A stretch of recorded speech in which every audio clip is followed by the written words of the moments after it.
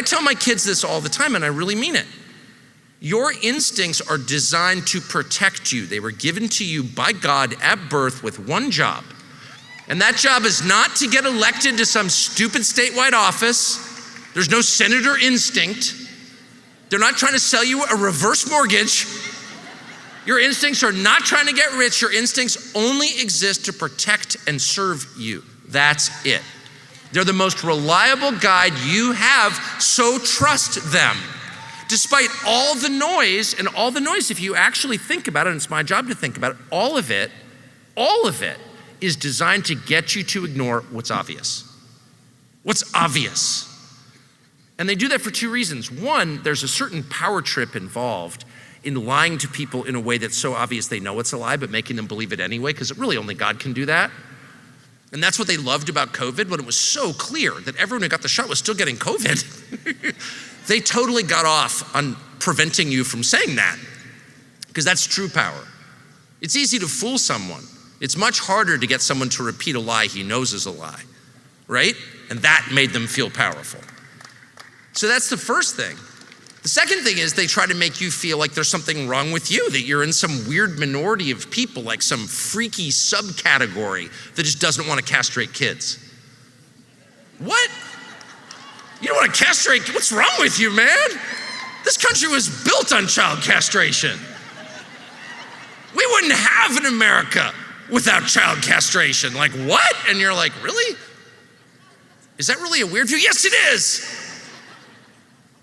You cannot allow them to do that. And as I always tell my kids, you know.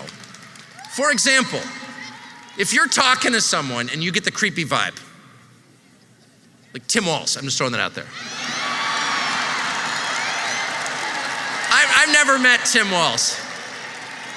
But the first second I was like, man, I don't have enough evidence to indict you, I'm not going to, okay? But you're a creep. I went to boarding school in New England in the 1980s. You were my dorm master. I know exactly who you are. I know exactly who you are. There's no reason for you to be in the shower, Tim. Please leave. I felt that so overwhelmingly from him. And then I thought to myself, maybe I'm being unfair. No, I'm not.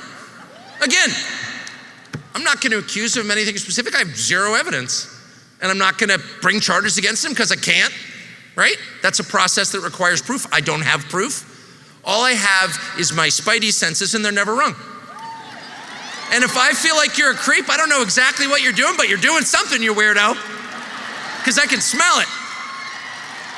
And I always tell that to my children. Don't let anyone convince you you're wrong. You're never wrong. Don't attack the person, just get away fast. And don't get into his van, ever.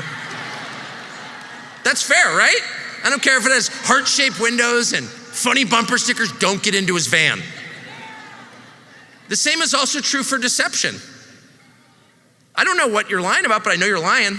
I can feel it. All of us have that power. We were born with it. We can smell deception and we know when someone's telling the truth.